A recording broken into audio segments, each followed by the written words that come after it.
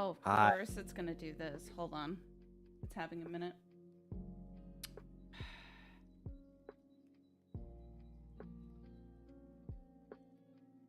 It's doing the thing again where it's like it does like one picture at a time.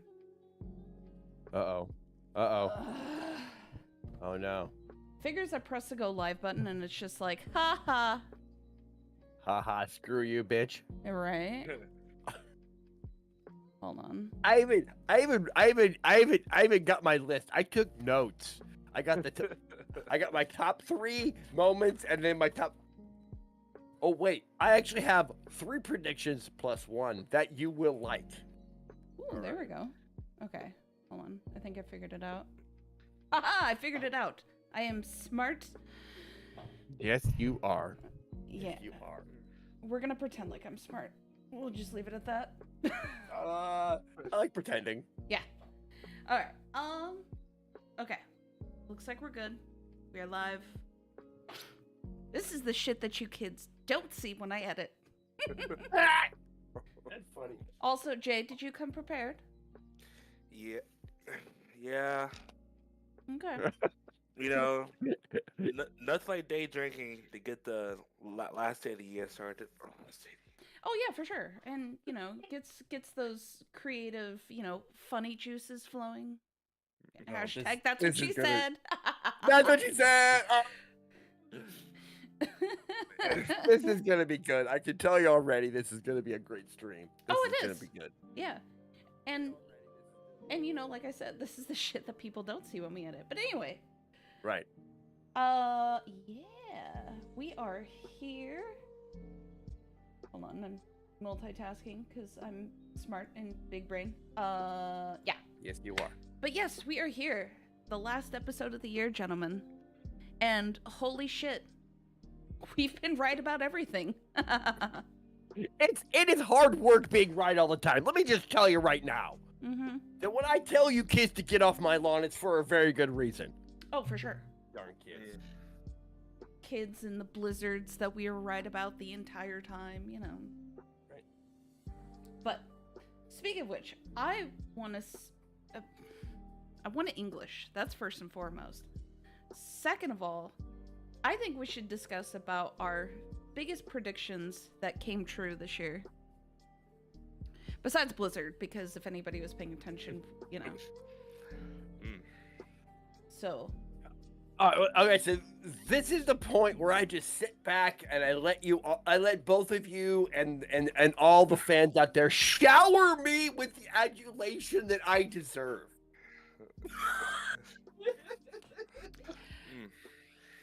Jay, you got to give it to him. I mean, he's yeah. I mean, he's not wrong. Yeah. On multiple levels, he's not wrong.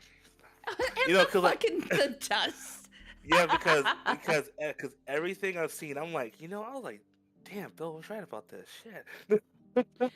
It's like low key, I think he's got like this little like crystal ball that we don't see that's hidden away, and he's just like, all right. Yes, feed me the bullshit. How are people going to be stupid today? Tell me. Thank you. Yes. You know, part of it comes from the fact that I tried to get involved with some of these orgs, you know, early on, and they all like, no, you're too old. You don't understand gaming. We can't. You asked for too much. I'm like, okay, fine. Right. And the other part is I understand human nature enough to know that this is going to that gaming in our region will get burned to the ground because nobody takes gaming seriously over here. Anyway. Well, and it's not just that, but it's that ha ha ha boomer kind of, you know, mentality, which is stupid. Like I see it so much, and especially on the like TikTok side of things, because there was this chick, she posted this like infograph of Hideo Kojima's like accomplishments and how he needed a shout out at the Game Awards, And then it was hers, and she was like, oh, I was on Forbes 30 for 30. As opposed to all the shit Hideo Kojima did. And I'm like, this man has been making games and has been doing shit before you were a glint in your daddy's eye, okay? Uh-oh. I got Jay with that one. I could see the... I use another saying besides that, and it's... We'll save that when we record. Yeah. we can be spicy, but we just gotta tone it down just a hair, just a little bit, just a little bit. But yeah, I think, and I think this is another reason why we've been right about everything, is because of that kind of mentality. And it's like, look, it doesn't matter if somebody's older than sin or, you know, a young and fresh out of college. A lot of people, like, have the experience. They have the knowledge. They have the keys to the kingdom. You just have to listen. And unfortunately, a lot of these orgs never did. And so now we're losing events. We're losing, like, organizations. We're losing a lot of shit because people were up their own ass about how things are supposed to be run. So, speaking of losing events, did you see the post the other day? I think it was yesterday. There were supposed to be 23 LAN events for the COD World League. Mm-hmm. There were 8.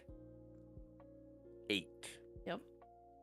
So I guess now the COD World League is on the clock. We already know that Overwatch is dead, thank God. But now I think I honestly think the COD World League is on the clock. Mm-hmm. Simply because Microsoft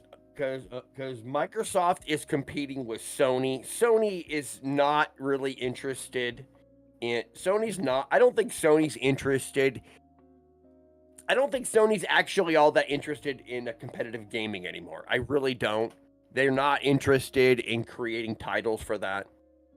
They're more interested in finding IPs that sell and then trying to monetize them all the way straight to hell. Mm-hmm. So, and that's fine. I get it. Okay.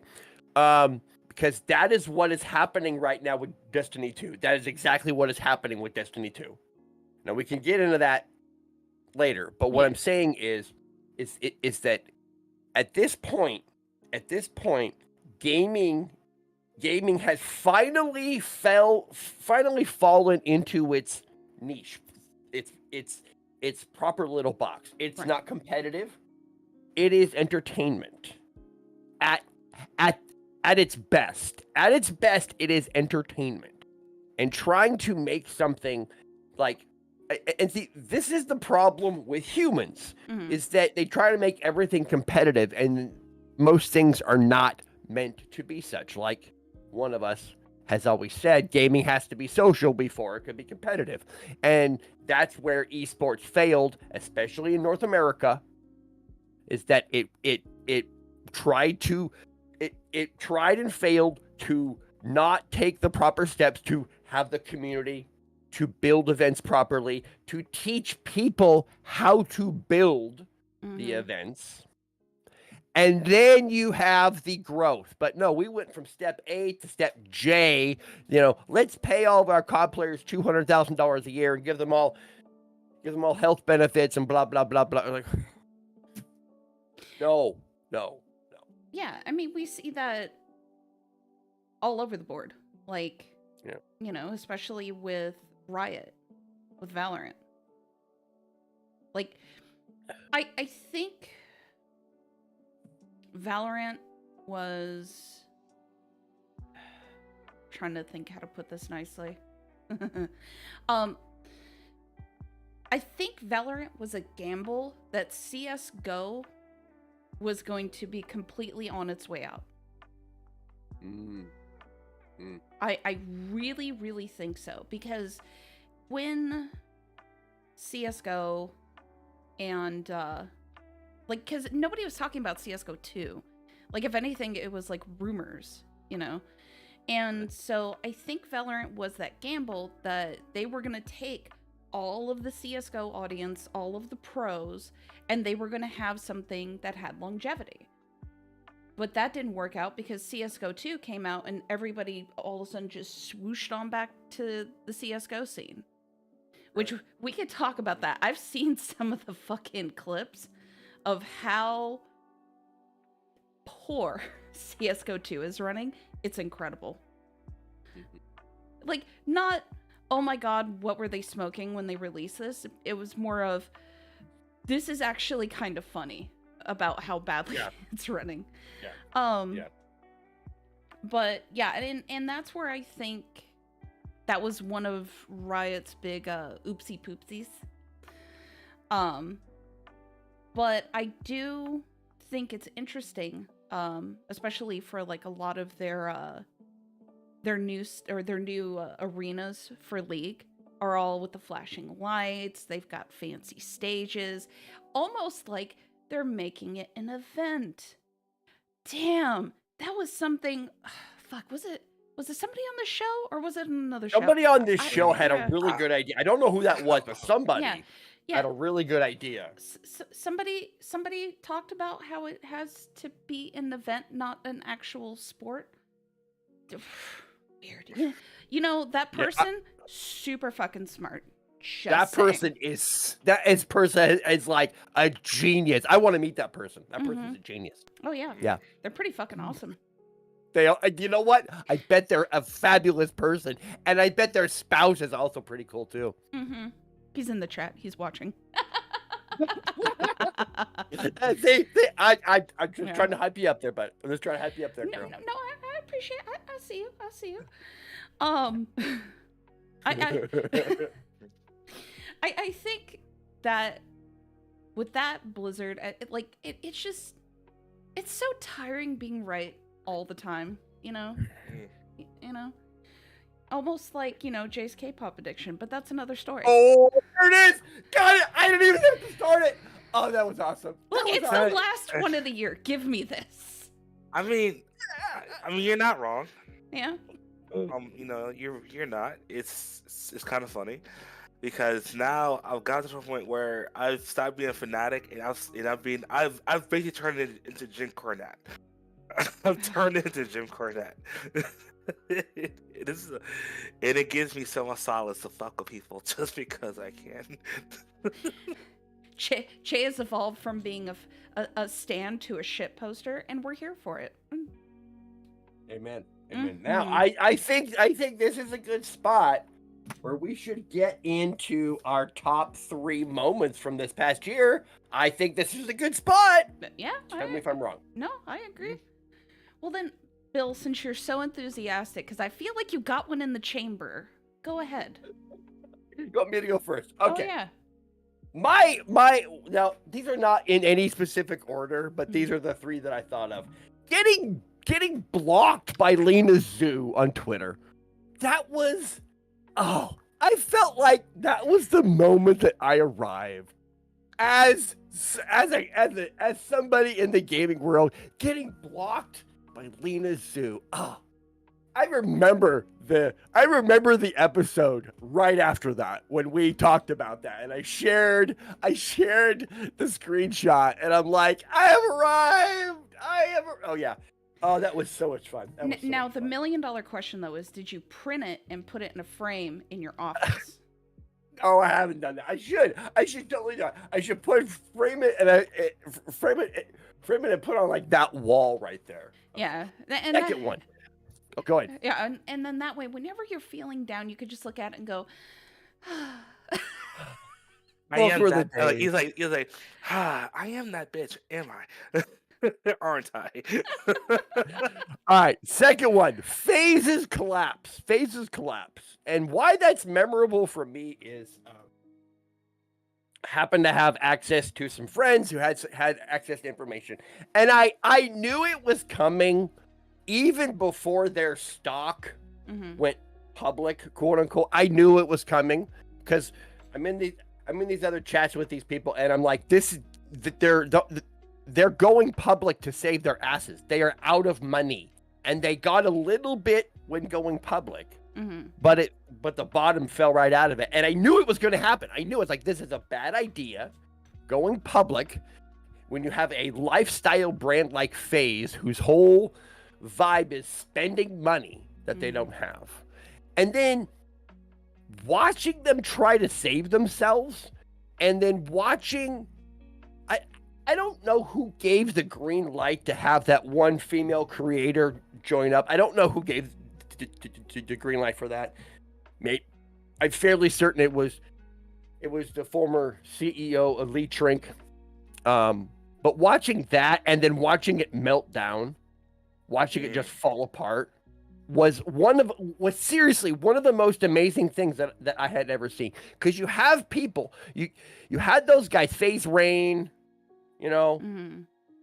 who just went in on her. It's like, no, this is not who we are. This is not what we do. And everybody's like, yeah, she doesn't. Why is she here? She's like she's an actress. She isn't even a B-lister. She's more like a C-list actress who happens to be mildly attractive, and she just got shit on through no fault of her own. She did not do a darn thing wrong. Not a thing wrong. 100% not her. It was bad timing. It was a bad business move, and we all know it. And so that's my second one. My third one, which rivals being banned by Lena Zhu, but comes in just under it. My "that bitch" comment. I literally killed everybody. I was on a roll. I was on a rant, and I came in with innocent. I'm that bitch, and I just watching your face, General Gravy, like melt. Your face melted. Because you said it from the chest. I said it from right here, and it just came out, and I'm like, oh yes, I am. It was like it was the spiciest. It was just like full of just spice. It was like just perfection. It's that spicy mayo energy. Let me tell you. But yes, those three are my those are my top three memories of the past year. You okay, Jay? Did I get you with that one? Man, the margarita's hitting right now. Yeah, that one got me. Go on, Bill. I'm sorry. No, I was just. You're fine. Okay. Those are my top three. There are some others in there, but those are my three. Being on this awesome podcast with these two fabulous human beings. There you go. That's right. Sorry, I don't know why. All right, Jay, it's your turn. Go, Jay. Do it. Okay. I think my first moment was Colville, a Krispy Kreme motherfucker out of nowhere, and just have everyone fucking just dying. Where like, cause I have no idea where it came from. It was like the most random shit I just thought of. It literally just like a spur of the moment type of thing. And I'm like, where the hell this is going to come from? It's the most hilarious shit ever. See, I had been trying to get that out of you for several months, right? Yes? Yes, General Grady? Yes, I've been trying, and I'm like, got it! Yes, there it is! There it is! Perfect! Oh, it was awesome. It was so awesome. Oh, God. I freaking love that. Because it just came out as this out of nowhere. I didn't even see it coming. I think the second one's when I think Bill got me so riled up, and I had a rant for so long. I got freaking lightheaded. I was concerned for your safety at that point, because you were just like... Like I forgot what it was, but I was so pissed off. I was just like, I was so sick of shit. I'm like, I'm sick of this shit. And I just went. It was like a good 3 to 5 minutes where I just kind of I just went off kilter, and then it's like, they like I literally found my head just go, you need to stop. Like you're fucking up, man. I was like, oh, okay, my head hurts now because I literally it was a pre-boomer style rant. And this it was out of pure anger. It just out of pure anger the whole time. I just want to say to everybody, you're welcome. You're welcome. You're welcome. Oh man. I think the last one I love is when I was on Twitter. I said something about a K-pop girl. I forgot what it was, and about 20 people just dot dot dot dot dot just. It's like it was just full of people just replying to me, and I was like relishing in it. It's like, yes, like, feed me more.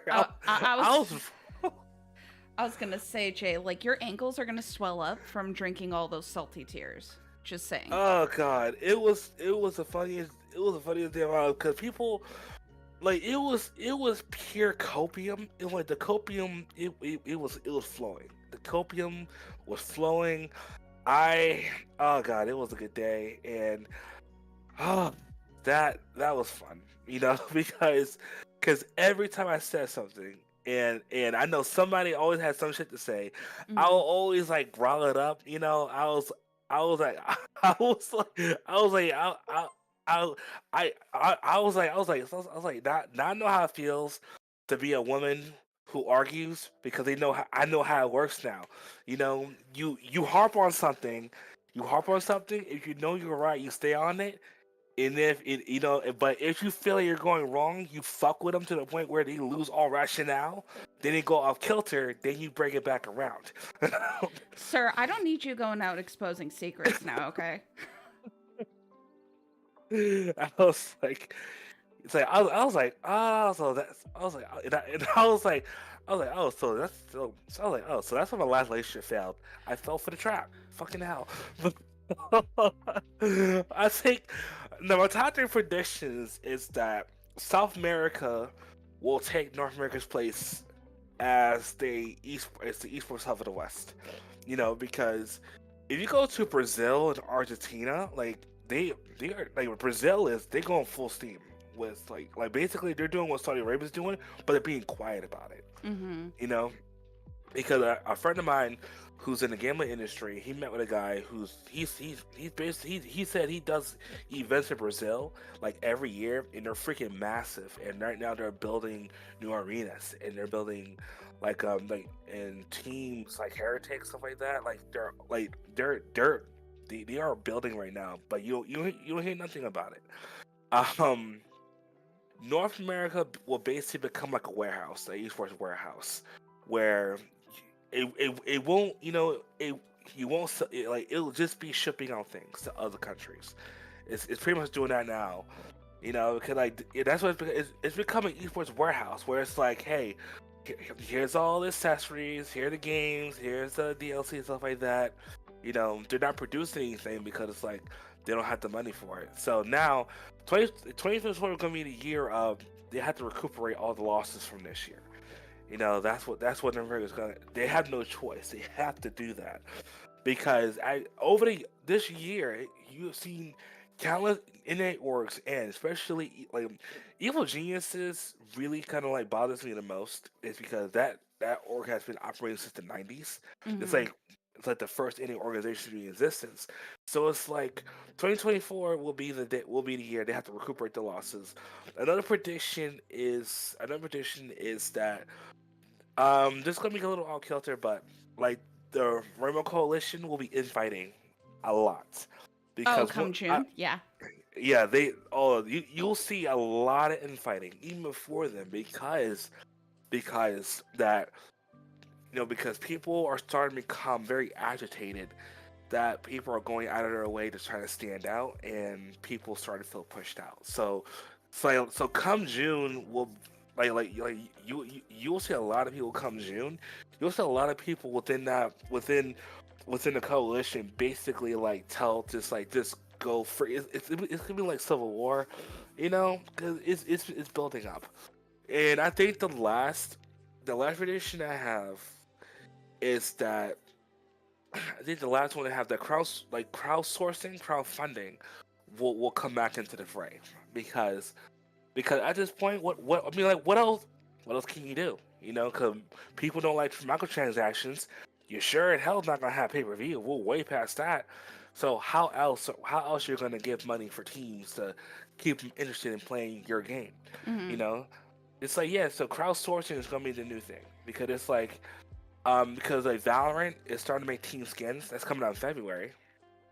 Okay. You know, and Call of Duty is slowly switching up. They're kind of like microtransactions. So crowdsourcing for big like your championships, that's gonna become the new normal because at this point it's like So yeah. basically, what you're saying is like the format that the format that used to be for the international for Dota 2 is going to come back. I can see that. Yeah. Well, It blows my mind that they don't do that anymore. They don't do that more. That's not the norm. Cause it's like, yeah, it's like how do you get people interested in your game that's competitive? You make what do kids love? Looking nice, looking fancy, having things that people can't get all the time. Exclusivity. Whoa! You said the E word. okay. Well, I have my predictions, but I'm gonna save my predictions till after General Gravy does her top 3 and then her top 3 whatever. I got a prediction that I think we will all enjoy. Go ahead. All right. Okay, so I think my top 3 moments were being right about Blizzard, seeing all the crypto bros just be in tears, especially because of FTX. I'm just saying.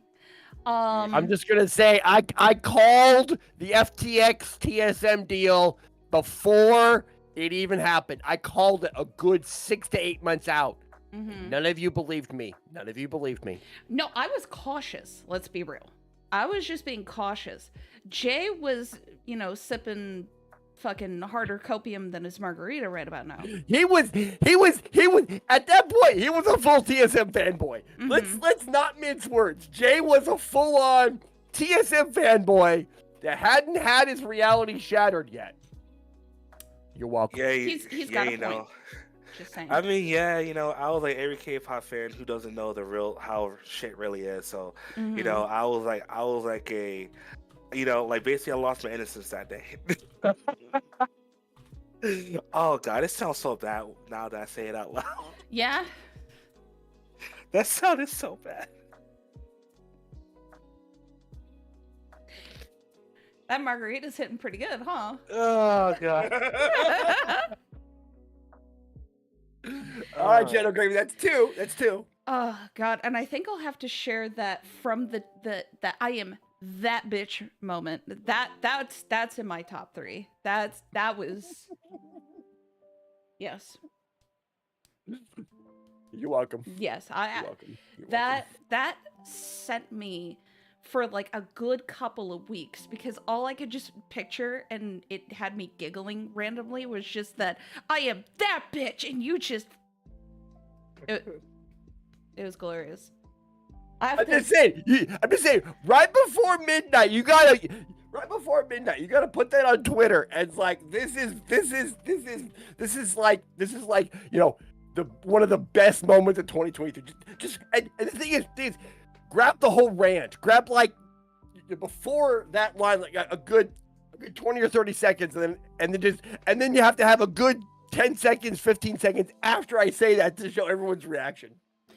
Yeah, because that had me, honestly. Because there's very few conversations I've ever had in my life to where somebody says something like from the chest, and it's just like, okay. Let's see. Top 3 predictions. Franchising will be dead by the end of 2024. I think... trying to think of how I want to articulate this. I predict that the gaming industry is going to have a new renaissance. I think we're going to see different like genres come out. We're going to see a shift in how gaming works.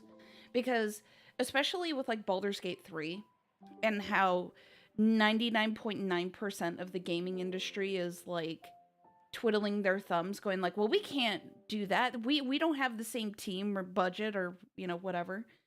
And so a lot of a lot of the gamers or their customers are going to look at it very intently going forward. Let's see. My last prediction, I think there's going to be a bigger culling of esports leagues and organizations. I think it is going to go down to about 4 or 5 before the end of 2024 in North America. You know, globally, it's kind of hard to tell because, especially in like EU and all the other countries, like esports is a bit bigger, so it's kind of hard to judge that. But yeah. Okay. So now my 3 predictions are along the lines of yours. My first one, NA Team Esports will be a tier 3 group for at least the next 3 to 5 years. Yes. Team Esports, NA Team Esports. So this statement goes back to what Jay was saying about how North America will be like the warehouse for the rest of the world, where we like sending players and stuff everywhere. Yes. And this might be somewhat of a killjoy, but that's okay. I honestly think June 2024 is going to come and go, and it will not be the. I don't think it will be the reckoning for the Rainbow Club that we think it is. I think by that time, most of the orgs that are left, 100 Thieves, Optic, I think it will be fairly obvious that it doing that and throwing so much effort behind it won't make sense. We've shown Disney, ESPN, and then also in the entertainment industry overall, that group doesn't have the money to spend. All they do is yell. That's it. That's all they do. All they do is yell. That's it. And so I don't, and I think the shock waves of the whole Bud Light thing, the shock waves of the whole thing with Target, those are going to reverberate for a long time. And I'm sure there will be people that will think that I'm trying to diminish and diminish those individuals and somehow make them feel less. No.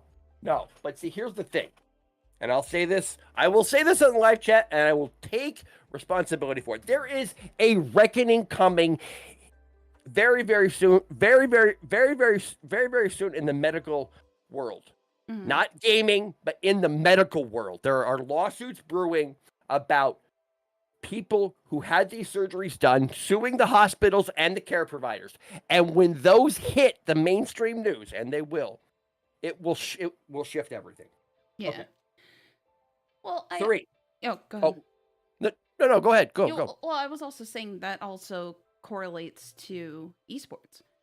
Like, a lot of the people, because Richard Lewis has said this quite profusely, is there are a lot of people in esports who are not trained medical professionals, who are giving people, Adderall and depression medication and all this other stuff. Like, that's what happened with Danny.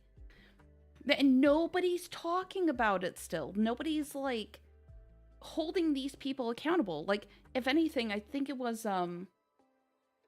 who's the guy that just got put on the esports commissioner for League of Legends? Marks, yeah. Like, he was trying to play it off on behalf of evil geniuses. But, there's so many more stories about this. Like, Ramilia. Nobody's talked about that since. Like, she went and she had a botched surgery, which caused her profuse amounts of fucking pain. And it was so much that she self-deleted. And it's like I wish people all the best in the entire world to deal with whatever medical problems that they have, you know, but it's just, do it with the regard for your future safety, I think, is the biggest thing, because doing it in the moment and doing things because you're pressured or whatever it is not the best course of action at all. Just saying. You know.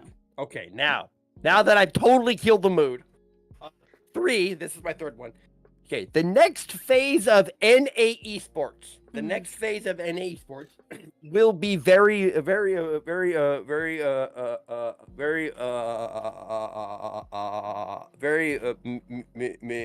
minimalist. Okay, and it will look like this. I think Evo, I think the concept of Evo is going to grow simply because those types of games, fighting games, 1v1. That's it. Maybe you might have 1 or 2 other people helping you. Maybe somebody's like your manager that handles details and travel, so you can focus on the competition. Maybe you have somebody that does some social media for you. But games like Street Fighter, StarCraft, chess is 1v1. And then whatever Riot is doing with Project L. Now, from what I read online, Project L is about 1.5 years out. But still, those are the overall requirements to compete in those types of games are much less than Valorant, League of Legends. Because if you're doing that, you have your team, you have a manager, you have a coach. And those games are so saturated right now, it's next to impossible to actually make any money. It's next to impossible.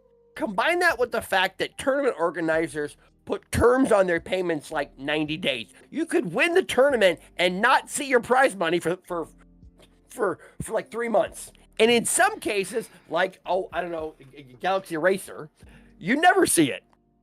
You never see it. They had 180-day terms. Those terms, 180-day terms. Those terms hit December 22nd, and they're still not paid. So those people who won this, and I got this information from my friends at TEA.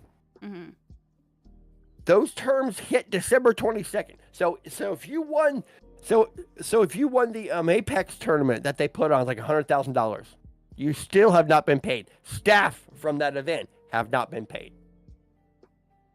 You know, it makes me it makes me think. I don't know why I felt a twinge of nostalgia here for a hot second. It makes me think if we would be experiencing, words are hard, something similar if Payday had got the funding that it did.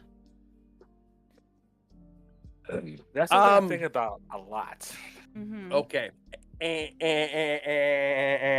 I've thought about this too. And I don't. In order for that to have happened, we would have had to have a working product. Right. Now, I'm not going to say that, if we got the funding that we wouldn't have developed something. Okay. I'm not saying that wouldn't have happened. But what I am saying is, for the entire time that, from when I started to about 4 months, between 3 to 4 months before I left, the ownership team was paying out of their own pocket in the neighborhood of $4,000 to $5,000 per month to a developer who didn't do anything. Didn't do anything. Yeah. And so, I don't know if it would have worked because we didn't actually have a product that worked. I mean, if we would have had a product, we would have been in direct competition with a challenge. There was another one is like another website where you would do like $5 wagers for matches. Battlefly, whatever. And at that time, there were multiple other platforms. Now we can look back, 5 years later and go, yeah, all those platforms, would have died off by now. But there were fundamental problems at the ownership level. Fundamental problems. And I was personally not at the point emotionally where I would have been able to do anything about it. Right. I can look back now and say, yeah, I should have said this. I should have done this. At that point in my life, I don't know if I would have been able to do that. I don't, and this is going to come off as harsh. I don't think that we had the right leadership. Right. Because if you think back about it, we had an opportunity to merge with the guys in California. And for whatever reason, Silver and Will didn't do it. 6 months after we did that, they sold everything. And I forget who they sold it to. But if we had merged with them and then we had decided to sell everything off, we would all be swimming in money right now. Yeah. From that deal. And also keep in mind, I had Razer on the phone. On the phone. They were going to put out a gaming phone, a gaming cell phone, and they wanted a tournament platform. If we had a working product, if we had a viable working product, I would be in a completely different place right now. Oh, I think we all lots were. of money. Oh yeah, we all would with be. Lots of money. Yeah. Because I actually had an ownership stake in that. I had a percentage. Yeah.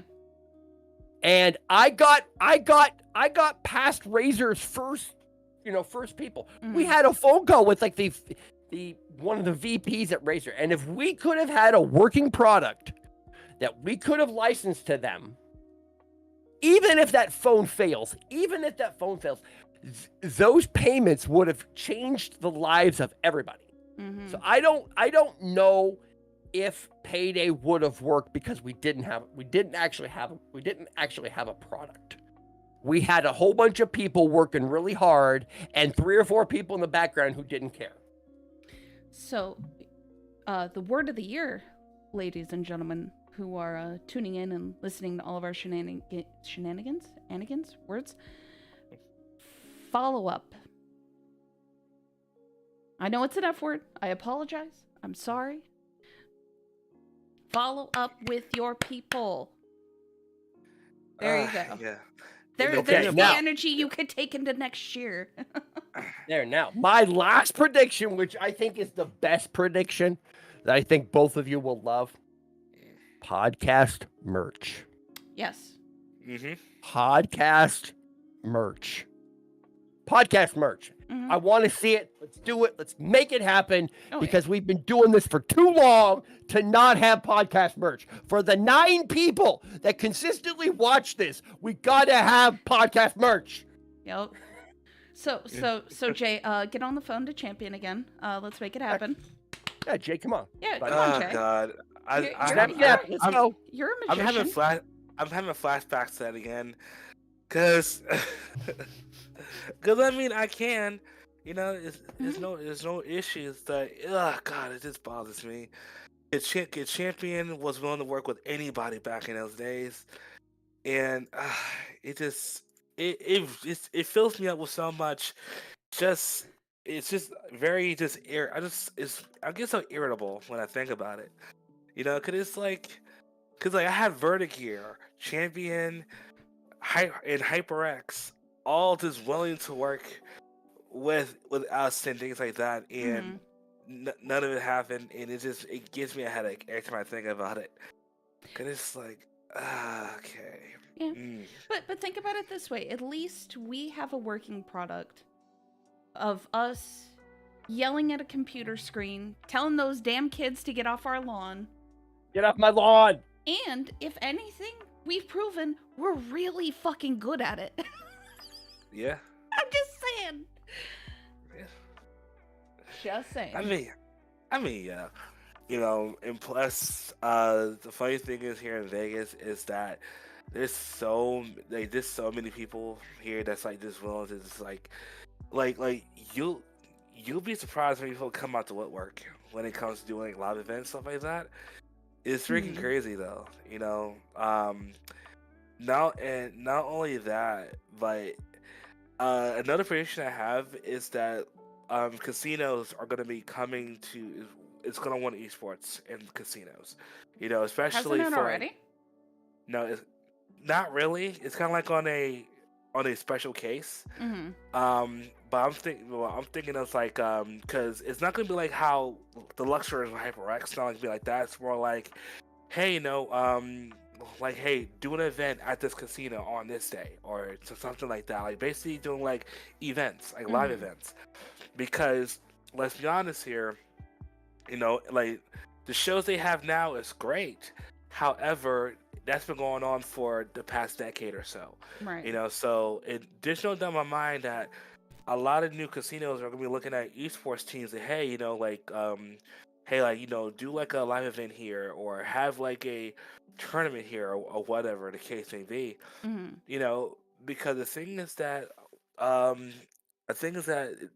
right now there's a shift right now in casino operations because people aren't gambling as much for obvious and non-obvious reasons, and so now it's like like like tourism is slowly kind of like falling by the wayside. It's slowly falling by the wayside.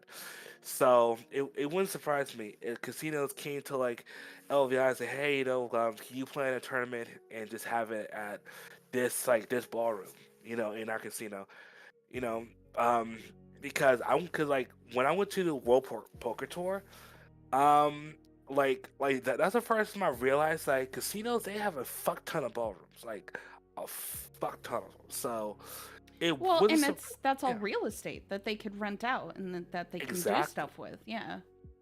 Exactly. And as time progresses, you know, you're really starting to see that casino operations, you know, they're going to have to figure out new ways to get people in the door because, you know, because people aren't gambling as much because they made it more stricter to actually win now, especially in slots, which I don't really understand.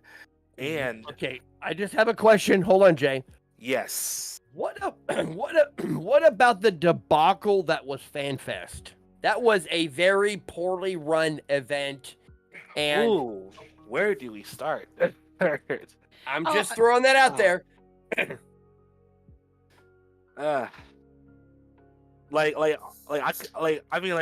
Gravy will I tell you more than I can, but from the back pickup alone, Jesus Christ, like okay, and let's not forget, for as much as Vegas wants to spin it, the whole F1 event that recently happened it did not go down well. It did not go down well. Yeah, and people paid thousands, like hundreds of thousands of dollars to be there. Not only they paid a whole lot of money they paid a whole lot of money to be there to watch all the rooms and the packages get discounted 2 weeks out. Oh, speaking of which, hold on, super quick, Jay, and then okay. Yeah.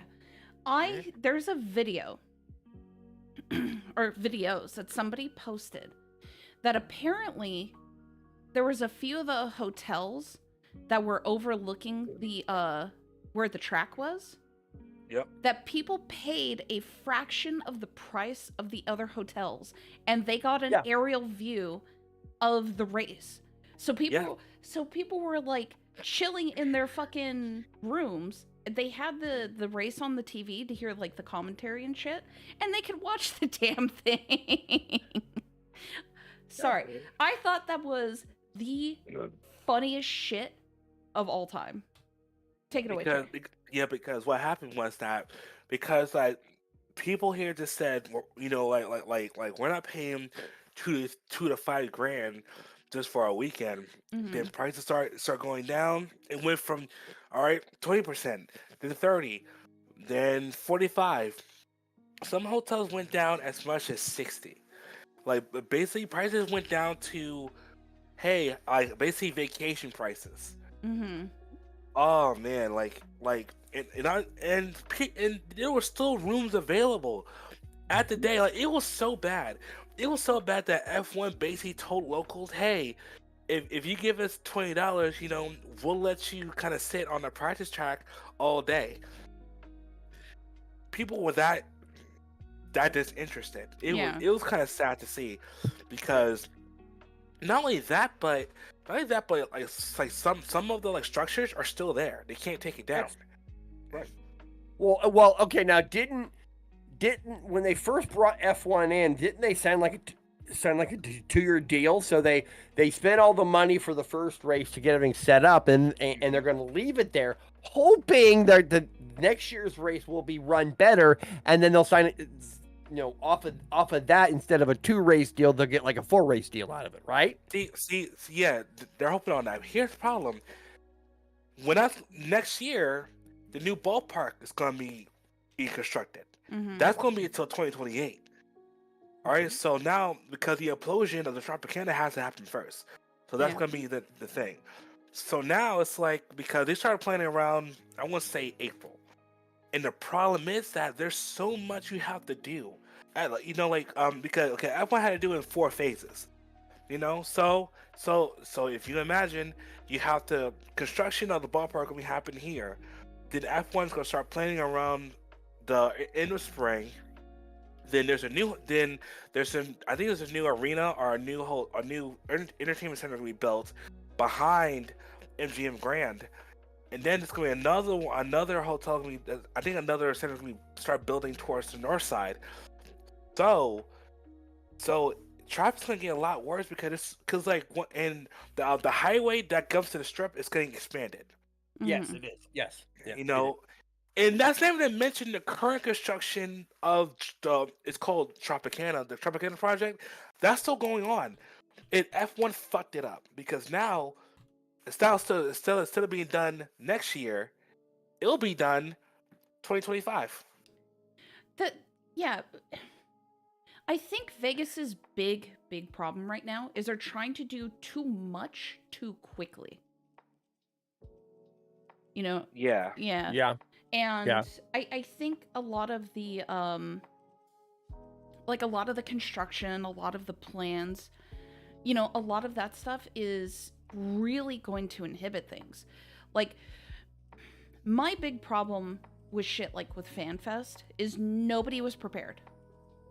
Like, there was no preparation. And again, I don't know if it was true. This was just things that I went down a rabbit hole to like actually, see what was going on. And a lot of people were saying is that it was actually the convention center's fault for double booking the 2 events at the same time. I don't know how bad they are about it, because, unless you frequent convention centers, you kind of go like, oh yeah, no, that's normal for them. But it was very, very frustrating, because to pay all of that money to go there, to do this event, and then just to have it be an absolute dumpster fire was incredibly aggravating. And the shit with F1, I don't think TwitchCon was too terribly bad. I didn't hear a lot of bad shit go down from there. No. Hold on bad. though. So we had TwitchCon in Vegas once. Now, isn't it going back to San Diego? Nah, it's gonna be in Vegas again. Okay, good. Okay, all right. Oh, it's not Ohio. No, I think the funniest thing was that a lot of Ubers they couldn't park in front. They couldn't drop people off because the traffic was so busy. 'Cause I remember